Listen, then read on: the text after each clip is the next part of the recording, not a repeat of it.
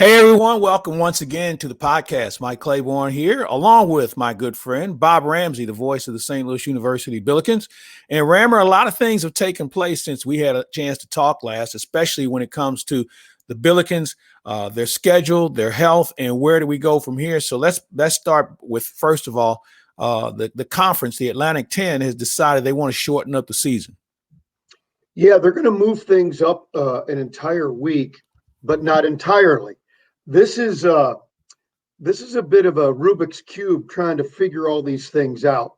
They're going to move the tournament up a week early, but still play the championship game the following Sunday. So there'll really be 9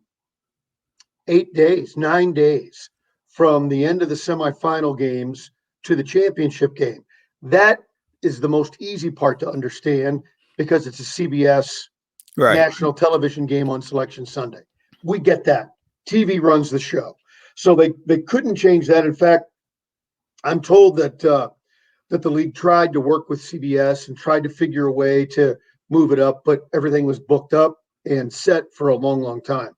So that'll be weird for the championship game, having that much time from the semis to the championship game.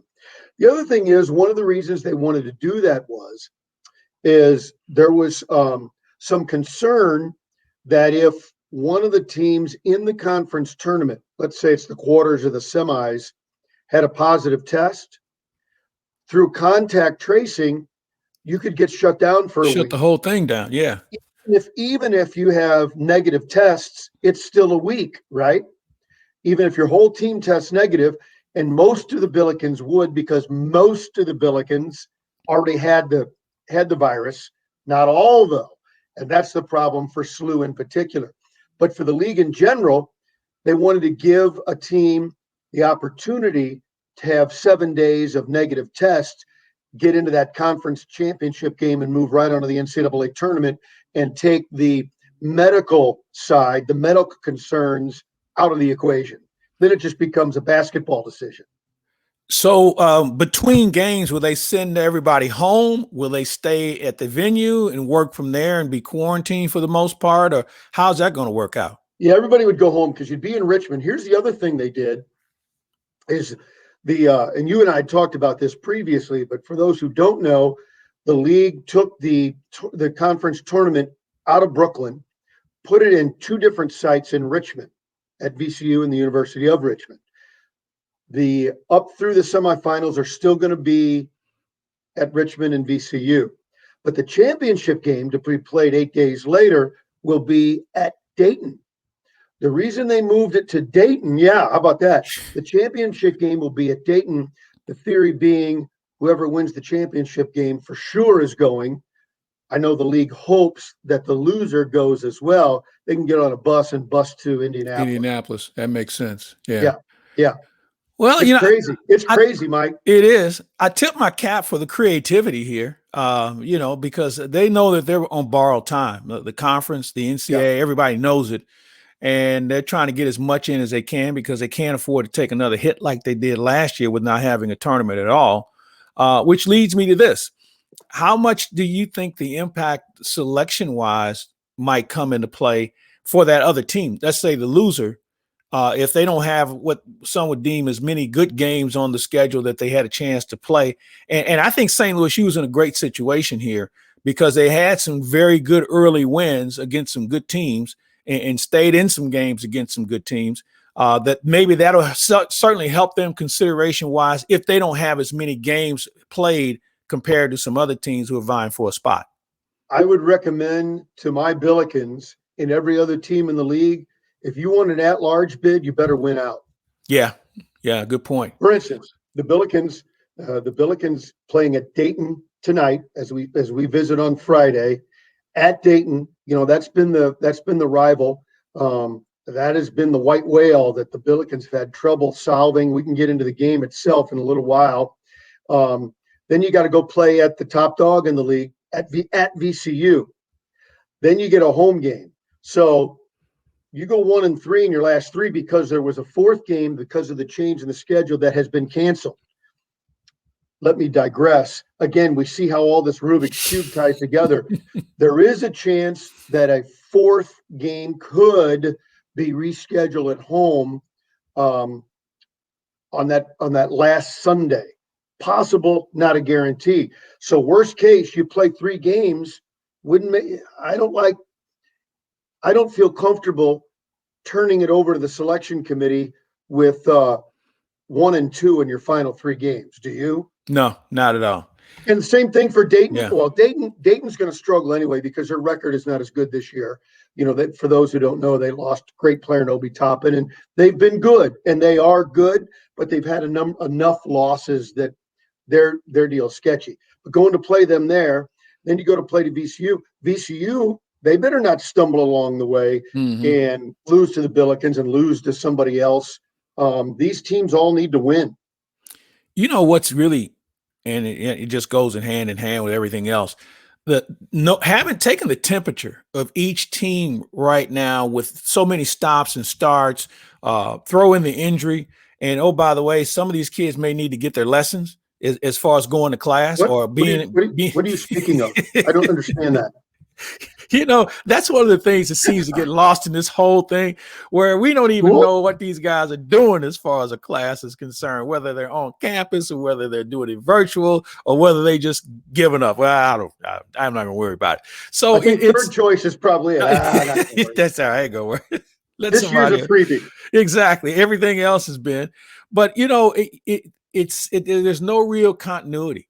I mean, there's no real flow. And we've talked about how the coaches have had to be creative in how to get everyone's attention. But I think the players have had to make great adjustments as well. And when we talk about teams at this stage of the season, Bob, it only takes 1 or 2 guys on your team to just say, I've had enough.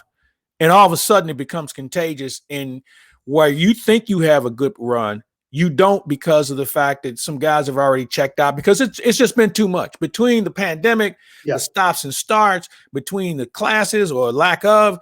Some guys, they just can't go through it. And we saw that in the National Hockey League when they went in the bubble. There were some teams that, wait a minute, we're not going to be able to do this, this, and this. Oh, I'm checking out of this. And they quit and they went home. So to answer your question, I think you're right. It's a concern. Fortunately for the Billikens, they have some true player leadership. And when your peers you have some peers that lead the way and that can pull everybody together. I don't know maybe it was Travis Ford. I don't know. Somebody I know in the community, the coaching community, mentioned when you have a team that is led/coached by players, you've got a pretty good team. Yeah. That when the players have a complete buy-in, and you don't need the coach to tell you to work hard at practice, because the players are telling each other. And that's the same thing at the pro level. You and I go back to when the Cardinals played in the 60s and 70s, and guys like Bob Gibson and Joe Torre were telling other guys, don't mess with my money. Yeah, exactly. We're playing in the World Series. Don't mess with my money. You better show up. And it's the same way, not with money, but with trying to win and be the best you can be at the college level. Well, I'll tell you one thing. When this is all over with, there are going to be some young men that I don't know if they'll ever play pro ball, but they're going to be great leaders and probably some really good coaches that are in the making because of all the things that they've had to deal with. And I agree with you. Good teams make each other accountable. And coaches don't have much to do with that. They just tell them, you're up, you're up, you're up. And then the rest of them figure it out. And that's a tribute to what Travis Ford and his staff have done at SLU. And I agree. There's about a half a dozen guys you could probably say could take that leadership role on. And you know them better than me, but just their presence on the floor and what we see and what we hear tells me that that's his least concern, is leadership and guidance right now. All right. So you got Dayton tonight. What's the rest of the schedule going to look like?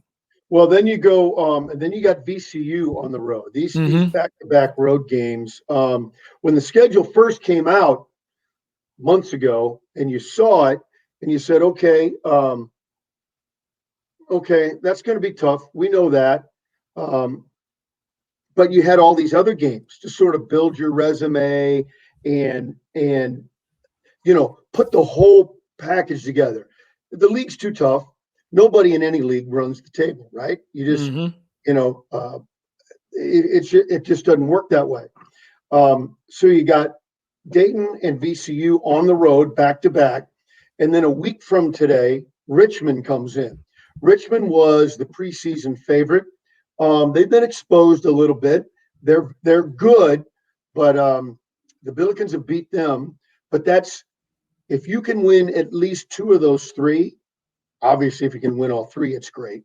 But those were all going to help your resume a great deal, especially if you win. Loses don't help your resume at this point, as we mentioned early on. But that's three really good games. I still think there might be a fourth game that could be a Billiken home game, which would be Sunday the 28th. Don't count on that. Don't call the Billiken ticket office, folks. This is just me trying to read tea leaves. I think I would call it a decent possibility for a fourth game, and it would be on the 28th at home. So we'll see how that plays out. But Dayton, VCU, and Richmond, you want resume games? You got them, big boy. Go play them. Yeah, it's really in your hands. That's a great point. Yeah. By the way, for that last game on that Sunday, the 28th, Cardinal baseball comes your way at noon. So I think, Bob, maybe a 4:00 tip-off at Chaffetz would probably work. So I can watch ball. There we go. There you go. I'm just thinking ahead here. I'm trying to get everybody in the basket here. Yeah, that's perfect. No more talk on any other rumors you're hearing with regard to expansion of the tournament? No, in fact, that's gone really dark. I have heard nothing new. With all these changes teams are having to go through, and I assume it probably has to do with TV primarily because that runs everything these days. Yeah. But it seems to me that if the NCAA could have pushed March Madness off 1 month into April and just told everybody, hey, relax. You got another whole month to get all your games in. Relax. We're not going to push it. You don't have to panic, and we'll just move everything forward a month. But it was probably just too complicated for television, is my guess.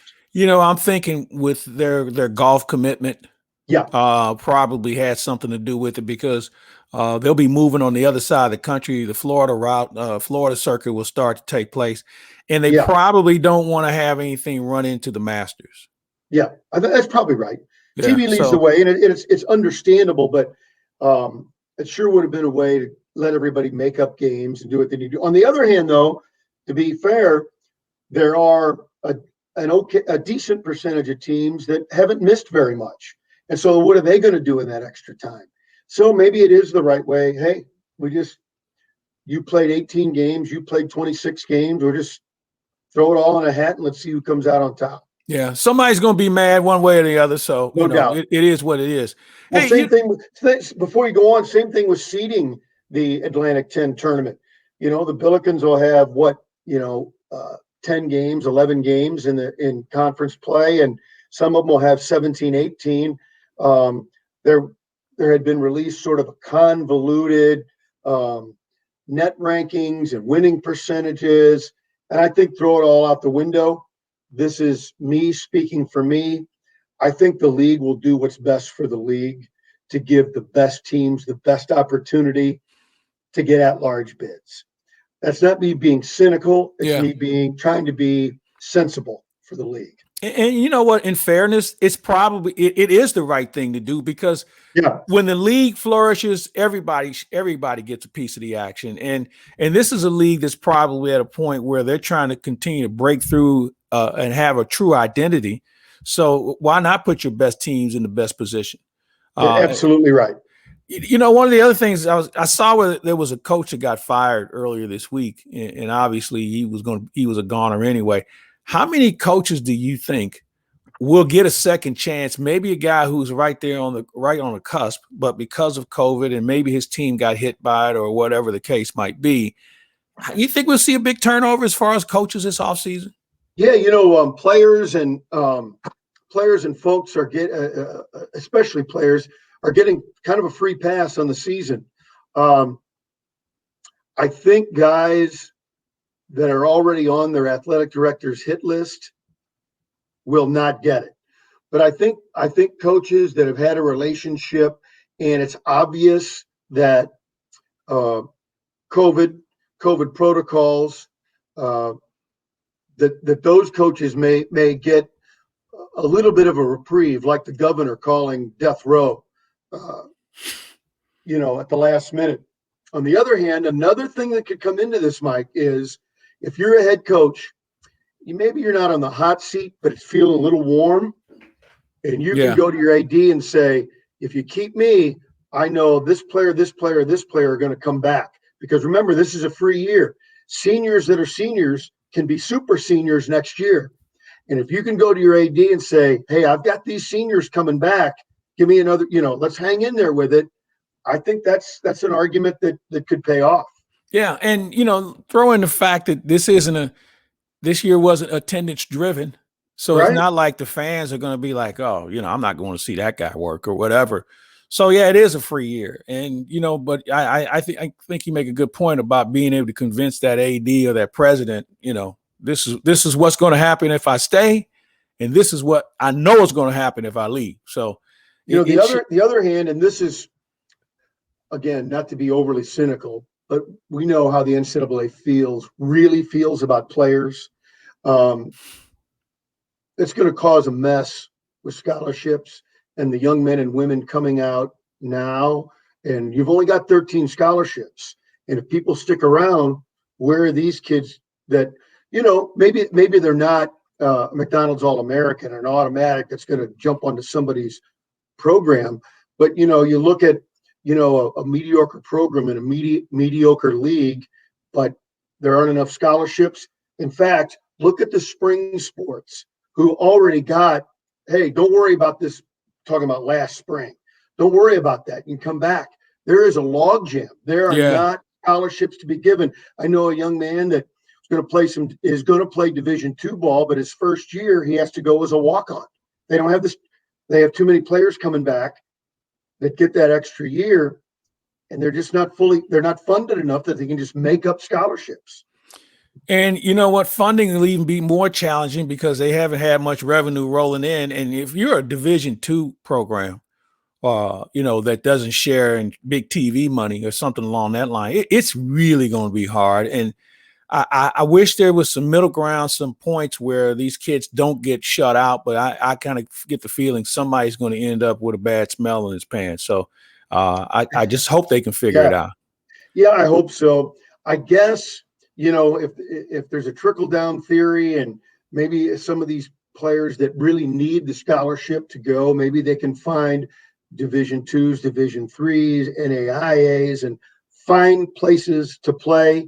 If your heart was set on Division I think if you can play, it's just going to take a little more work and research to find the place. Maybe it won't be your dream school, but maybe you can make it work and, carve out a new path for yourself. And you hope kids can think outside the box enough to take advantage of it. I wish the NCAA would have some sort of clearinghouse to make these kids aware of what universities and what schools their scholarship situation would look like.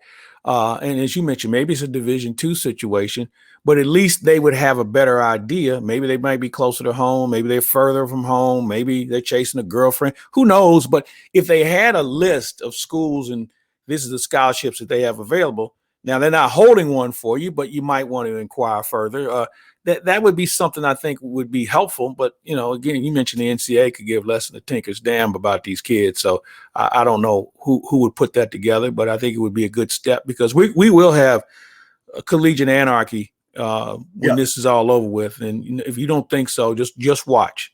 I mean, we that and the transfer portal. That's what I was going to tell. Yeah.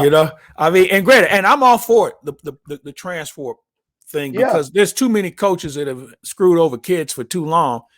And for that kid who has been told by his parents and his AAU coach and everybody else, oh, you're better than that. Maybe I don't want that kid anyway, because he's threatening to transfer. Maybe I don't want him anyway. And there's a reason why he wasn't playing. What I would tell high school seniors now, if there are concerns and the school they wanted to go to now doesn't have a scholarship for them, because of the transfer portal, go somewhere and play. Yeah, exactly. And you can go anywhere in a year. And if you've proven yourself, like like dogs on a bone, coaches at the Division I level will find you. There's They no will doubt. find you. You're right. You're right. It's going to be interesting for sure. All right. Any other business we need to clear up today? No, I think that looking at Dayton tonight for the Billikens, Jalen Crutcher, he has been a thorn in the side of the Billikens for 4 years. He continues to be. He killed the Billikens in their victory in St. Louis last month. He's too good.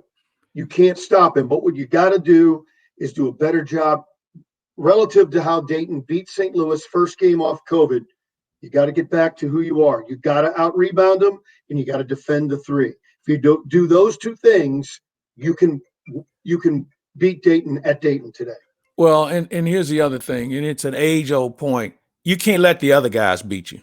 And I think the best example, I watched the Lakers in New Jersey last night. Now, New Jersey, not very good defensively, and they said, oh, we're going to let LeBron get his. LeBron had 32. I think he was a double-double night. But nobody else in the Lakers did anything. And because they bared down on them, and it's something that we see. I don't care what level it is, but I think this is a classic situation for SLU, where if they make sure they keep these other guys in check, they've got a really good chance of beating Dayton. And even if this guy goes nuts, you still have to make sure that somebody else doesn't have a career night against you, right. and you got a better chance. Yeah, let's go coach him. Yeah, exactly. Hey, is Grant still coaching at Dayton? Yeah. Yeah.